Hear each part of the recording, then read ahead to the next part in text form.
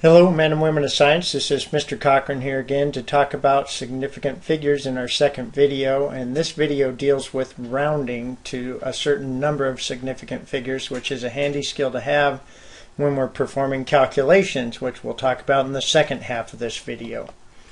When you're rounding significant figures, you start from the first non-zero on the left, that is the Pacific side if you watched our earlier video. And you count to the number of significant figures you're rounding to, and then look one to the right. If one to the right is 5 or greater, you round up. If it's 4 or less, you leave it the same. So let's get started and do some practice. Round 53,876 to two significant figures.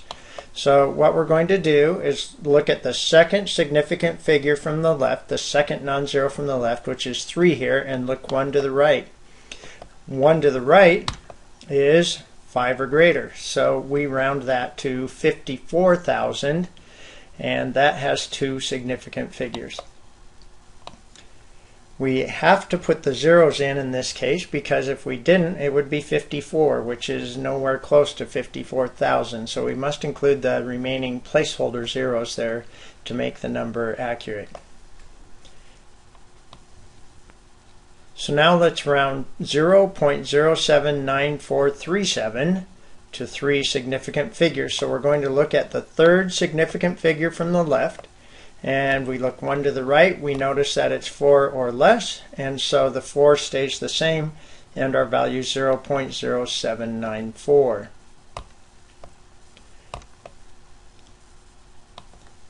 Again, we're rounding to three significant figures. I'm going to look one to the right, and that number is 5 or greater. And if we're going to round up 0.0499, we must round that up to 0.0500.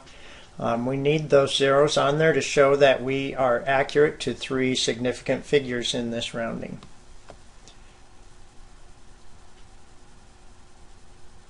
We're going to round the number 3,254 to three significant figures.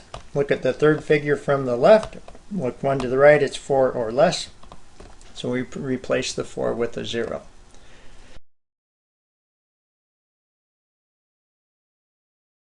So rounding significant figures is a very handy skill to have, and we'll get some practice here on the next slide.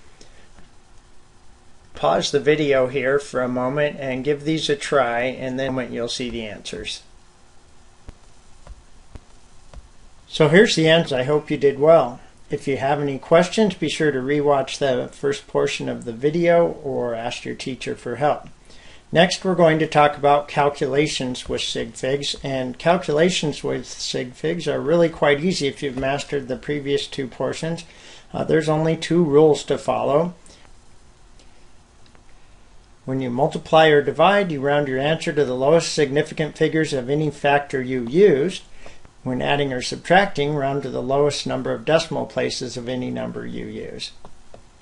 So here we go. Let's look at this one. 4.85 times 3.82097, and that equals 18.5317, and then some more. But if you look here, this first number has only 3 sig figs. The second one has more than 3 sig figs, and we don't even care how many more because we know we're going to round to 3 sig figs. So we look at the third significant figure from the left, look one to the right, and we can see that that is 4 or less, so the answer is 18.5.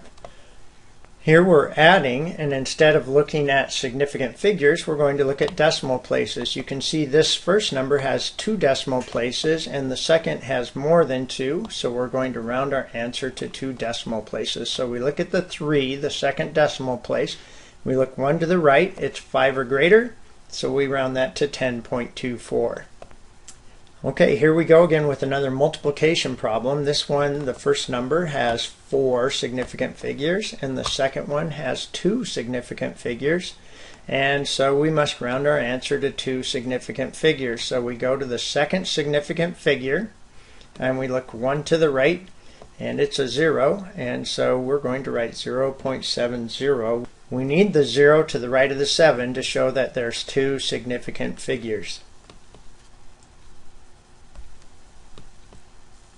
Alright, here's some problems for you to try.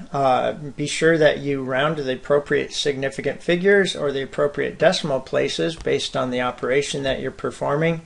Go ahead and pause the video now, and in a moment we'll play the answers for you and you can check your work.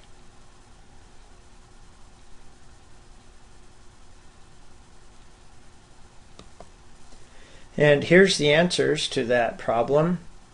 If you have any questions or if anything's confusing, go back and rewatch the video or ask your teacher for help. Hope you found this video helpful. This is Mr. Cochrane signing off.